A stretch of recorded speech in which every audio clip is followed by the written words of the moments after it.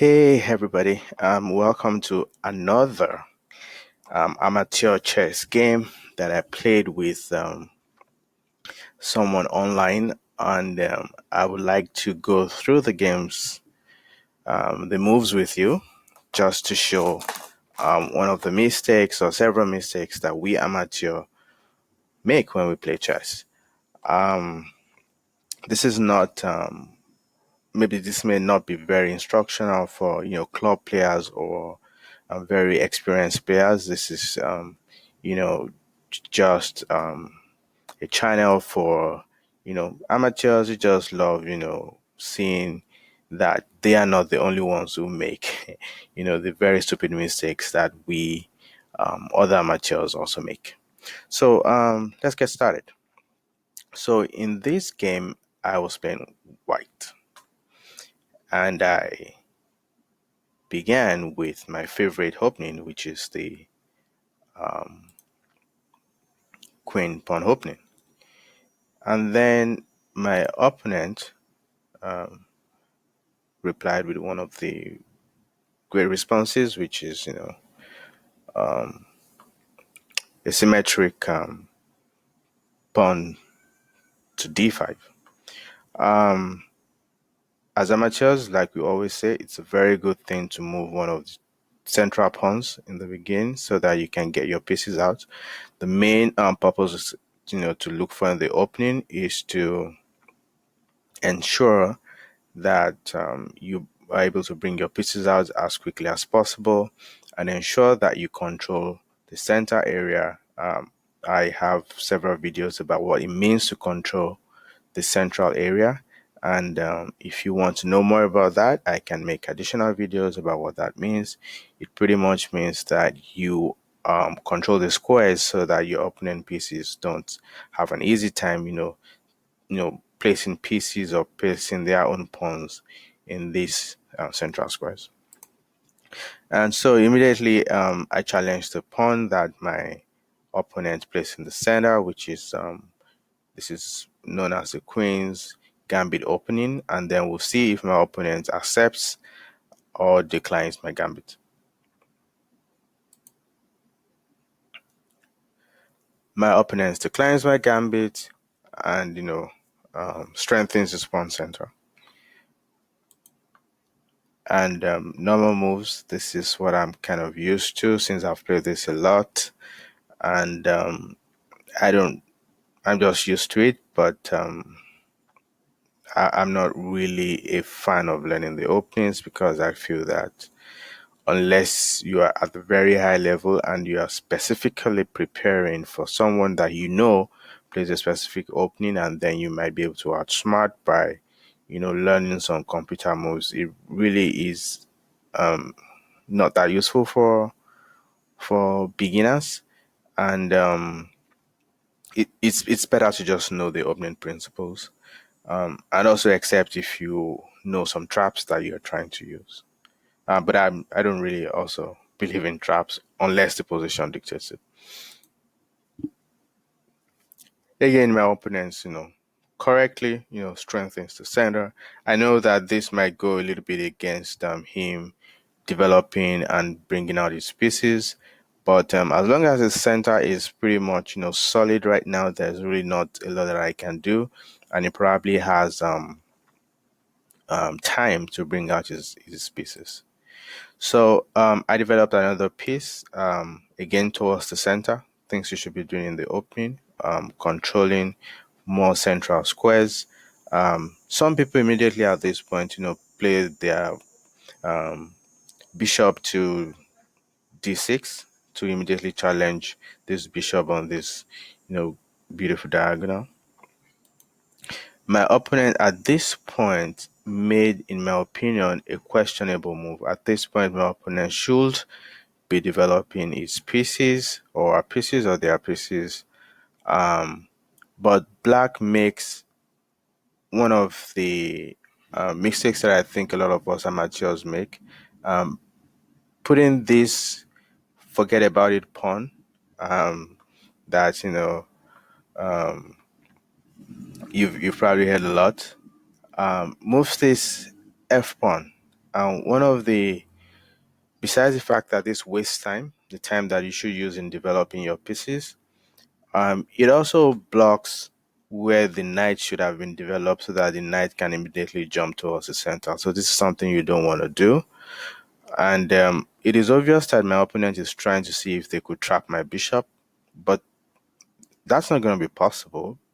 And you should always evaluate that as a beginner to say, how easy is it to meet the threat that I'm pushing out there?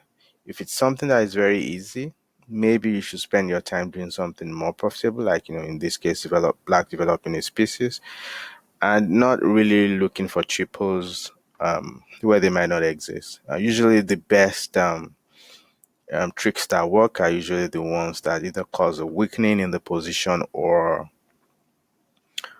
causes a double attack. So yeah, knowing fully well, I kind of continue with my development. I push this pawn, yes, I know, but what it does is that it gives my, undeveloped bishop a diagonal to which I can develop it. So it's an helping pawn move towards development. And this also tricks my opponent to think they can actually trap my bishop. So of course my opponent plays this move. At this point, I made a mistake that I believe that beginners also make, which was to immediately check my opponent's king, because now my opponent doesn't realize that I haven't moved the f and g pawns. This diagonal is now very weak. All these light squares are weak and goes directly towards the king. And the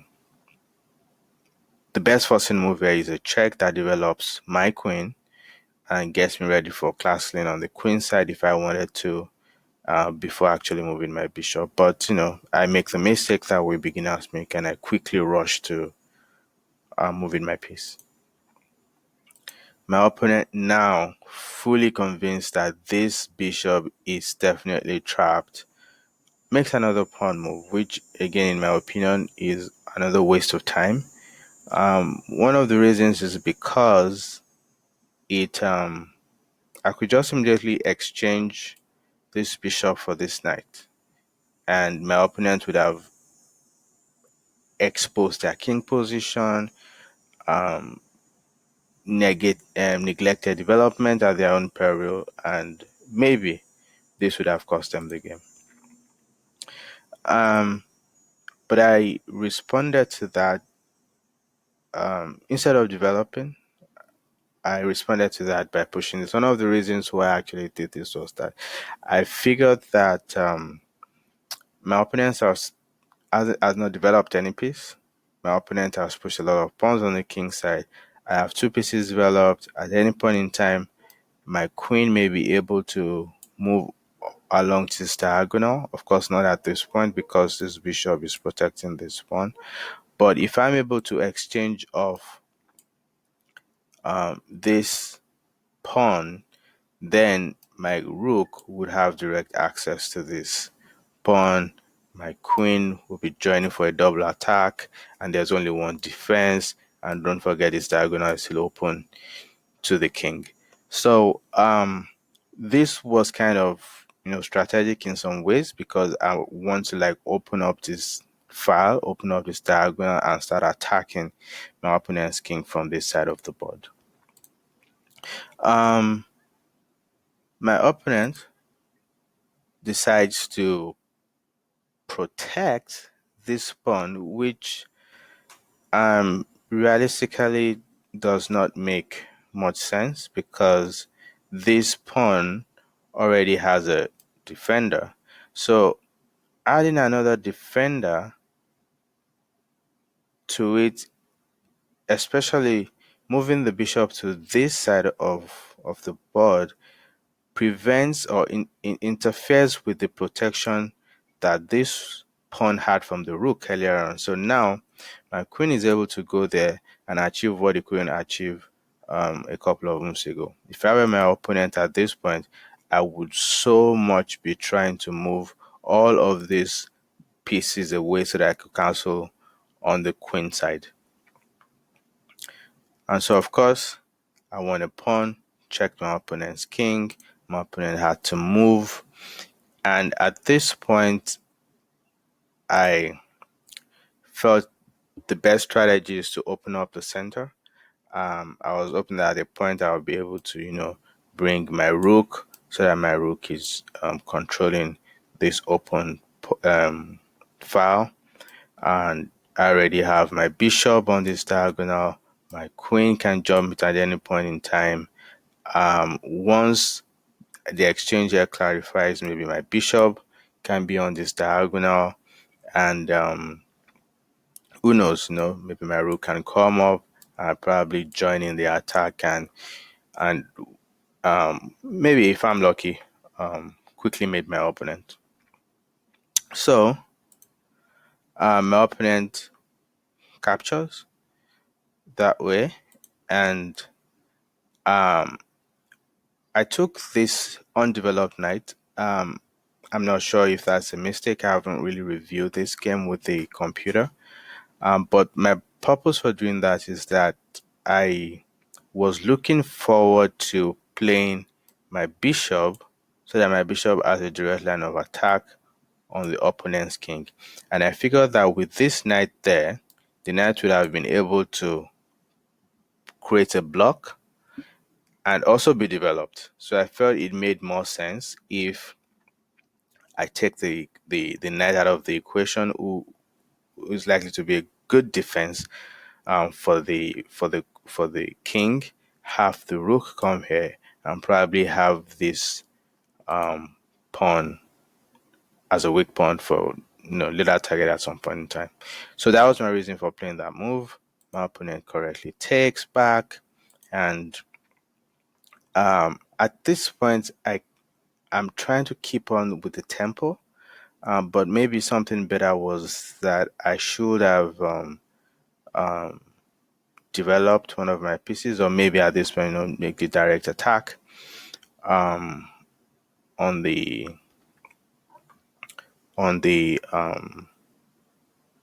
king by developing my bishop. But I didn't do that because I think I miscalculated it. I was hoping that when I make this check, the queen comes as a block. I obviously forgot that the knight could actually come as a block. But even if the knight comes as a block, then I get to win a pawn. So I think and also threatening this rook. So I think my opponent saw that and decided to block with the queen. And my hope was that I can then take the with a check I can take the king away from the defense of the queen and then be able to capture the queen. But I later saw that this knight was defending, and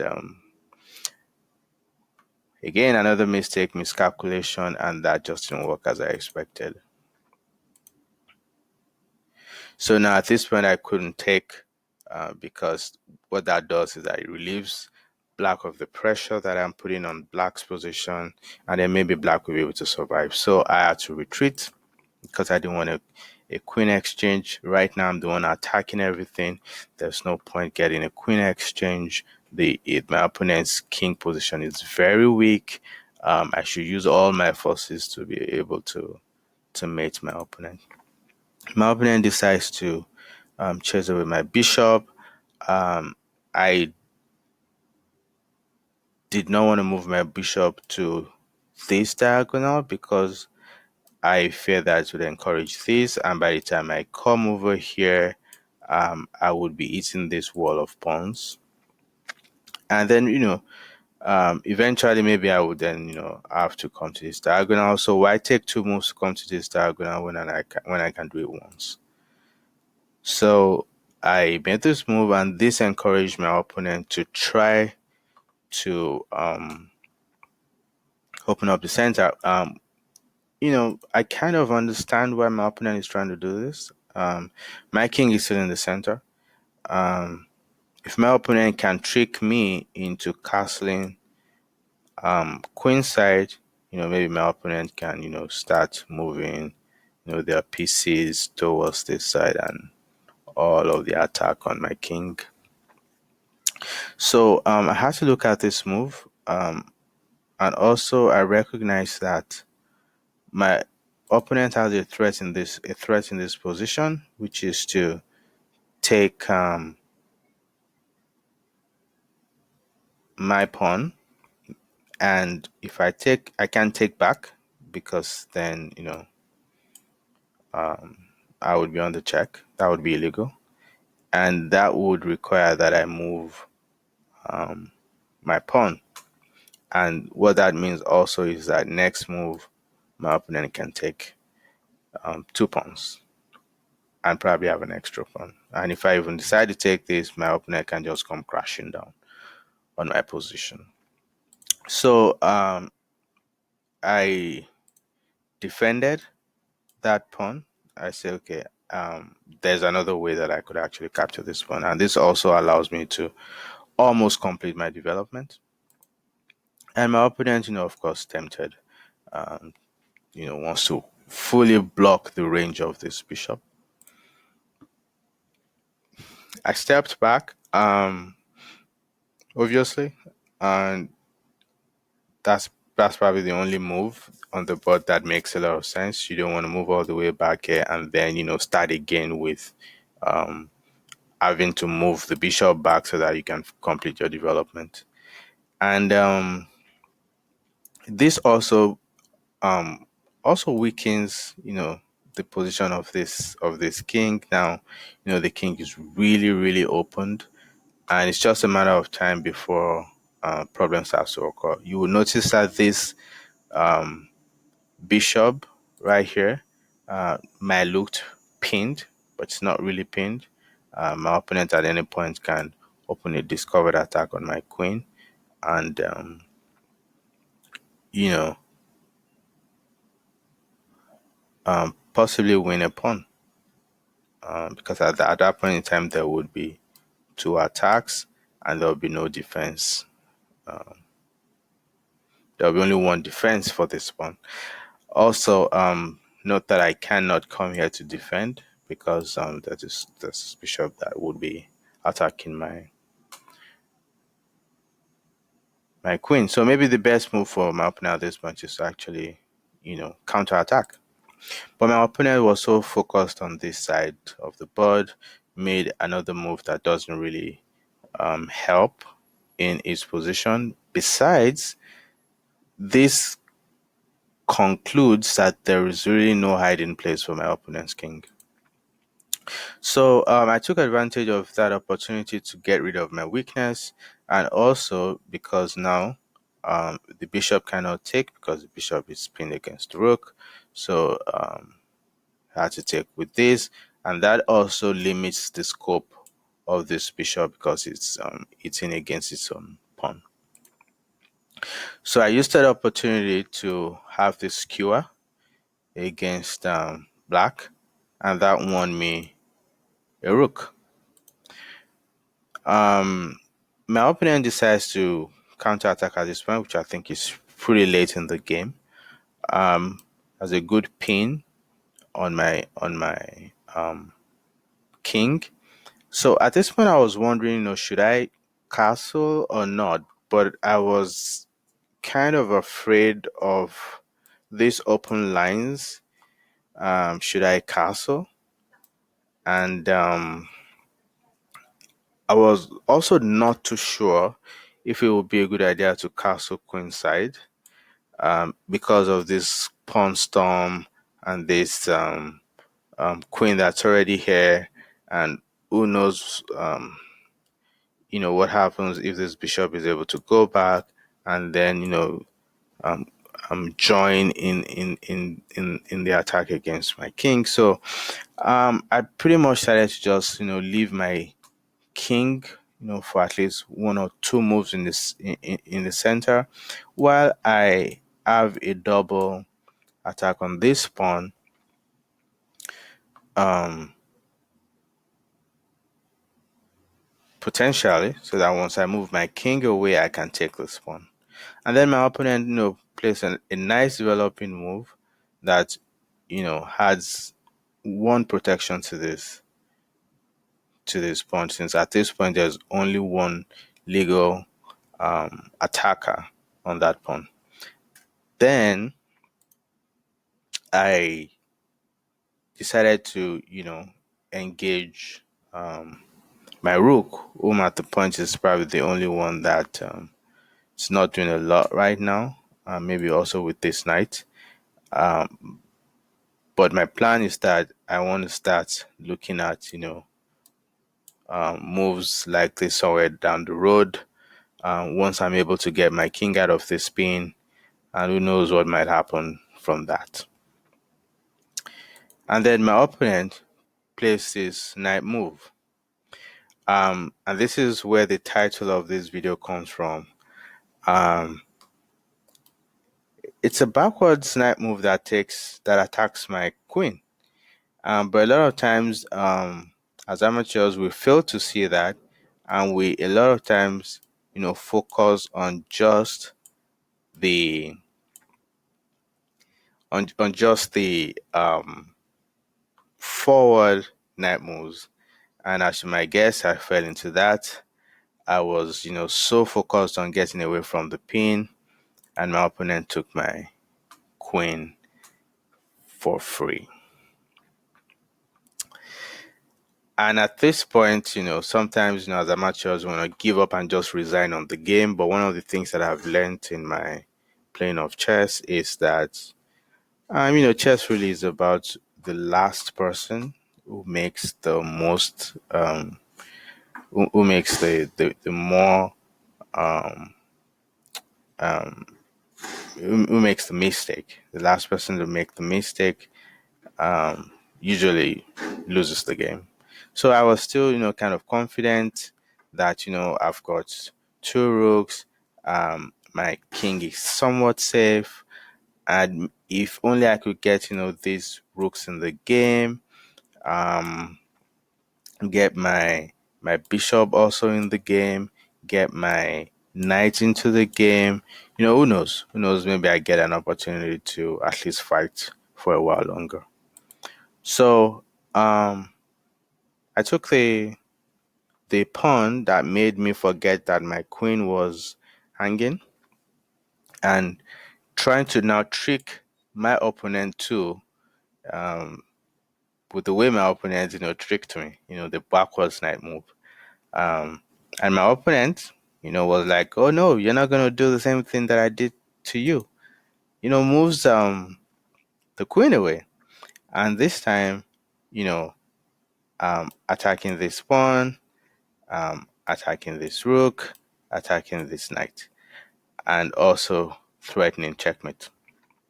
But I took a moment and I looked at this, and I saw that really this is the only pawn that is not defended. And at this point, I really don't care about pawns. I would like to, like I said, get my pieces out and see what I can do with this exposed king. Um, I knew that this was protected by this knight, and the knight also is protected by the king, and there's really nothing that black can do here except take this pawn. So I, kept on, attacking as much as I could with a fork, and hoping that my opponent again does not see this backward knight move after I take that pawn. My opponent attacks my knight. My plan to take the pawn and hopefully have my opponent not notice the backward knight move, because right now I'm so desperate to take my revenge and take my opponent's queen with my backward knight move. And voila, my opponent did not see this backward knight move. And then I took my piece back, and I was so excited. I knew that this game is finally in the wraps. If you want to see the rest of the game, you can hang on and just listen to me take you through the rest of the game. But this is pretty much what the video is about. Amateurs missing backward knight moves um, in the game. It's very interesting. My opponent, try to open up lines for the bishop, but at this point the bishop is still pinned. Not really so much of an interesting move. I figured now let's start moving towards the center. Let's start getting things, happening. Um, you know, let's start attacking this king. And my opponent, sensing that these two are undefended, forgetting that knights sometimes in this position can actually defend themselves. I chose to move this. Now this pawn defends this knight defends this knight, and vice versa. I moved this knight here instead of this knight because if I move this knight here will still be um will still be in need of being babysitted from the attack from this bishop. So it made more sense to move this knight, and then this can be free to move to anywhere on the board. And once that is done, this bishop will just be staring into empty space. So my opponent, again, for some reason, is so obsessed with um, um, um, trapping bishops. But again, this doesn't work. I have, beautiful escape for my route for my bishop. I ignore that, of course, and went on with my plan of bringing all my pieces towards attacking this very exposed king, and this also attacks this undefended um, bishop. So I'm also posing a question to black. Do you want to exchange? If you want to exchange, that's great. I have a lot more pawns than you do. And so my opponent goes back. This is something that most beginners already know. When you have this distance between a bishop and a knight, what happens is that every forward movement of the knight is being blocked by the bishop. So great. That's not the that doesn't make any threat. It's more of a defensive move, and I decided to go ahead, and try to mate this opponent king in this position, or possibly win material. Because I mean, if you look at it, all my pieces are really towards this king, and um, the only thing black can get out of it is being mated, or a severe loss in pieces. My opponent moves back, um, gives me an opportunity to get closer. And the reason for this move, as you can tell, is more of like a double attack. I'm threatening, a check that would win me that rook, and I'm also threatening to take this undefended pawn.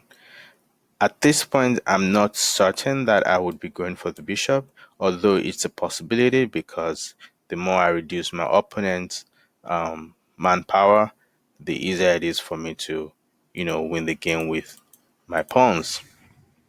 And people who've watched several of my videos know that this is what I do a lot. And of course, my opponent, feels like, feels the need to attack my rook. That's pretty good. Um, Maybe my opponent was looking at this, you attack me, you take my rook, and I take your rook back. But unfortunately, my opponent did not fully calculate this tactical sequence. Again, one of the mistakes that we make. Even though I kind of did not, to be honest, fully calculate the tactical sequence at this point, but I calculated a bit more to know that I can always take back, and then I would have gotten worst case scenario a full piece for a full piece out of the the exchange. So I went ahead, a check and a fork. Notice that my opponent cannot get closer. My opponent cannot come here. My opponent only has one square to go to, which is this square. And that gave me the opportunity to save my rook from this attack while delivering a check. This is why I love double attacks. Um, they are very, very difficult to defend against, and it will definitely always win you material. And so my opponent had to interpose, putting opponent putting himself or herself or themselves into a pin, which, as you can tell, is not probably the best thing to do right now. Um, this is probably a piece that is gone because there's going to be three attacks against two defense for this piece. So of course I took the rook, and also on discovering an attack on this bishop, the bishop correctly retreats back, and now I can take advantage of this spin. My opponent felt the need to attack my rook, but then there's another attack that I put on my on black's bishop. Now black's pieces are really, really under serious threats and attacks, and then my opponent makes this move that I do not understand. I took her with the bishop because I feel that the knight is well guarded. I'm also, besides that, I'm also putting myself in a position for a discover check, and my knight, is can work brilliantly well with my rook. So my opponent takes, then that's a check, and the queen moved back, and I made my last move, and my opponent resigns. And this is gonna be, a walk in the park for the rest of the game. Thank you very much for watching. I hope you enjoyed the part of the backward knight moves. That was the highlight of the game for me, and that's the reason for posting out these videos. That as amateurs that we have, we can always try to improve. I'm also trying to improve. I've always known about the backward knight moves, and I've always fell prey to it, like you saw in this game. But one of the things that I've learned, that I hope that you also learned, is to be mindful of those knight moves. Um, Even, backward moves from other pieces. But knights, as we know, they are very tricky, and especially knights, we need to be mindful of those backward knight moves that they make. Thanks a lot for watching. I appreciate this. Please subscribe if you wanna see more of these games and videos. Please let me know in your comments. Thanks a lot, and have a nice day.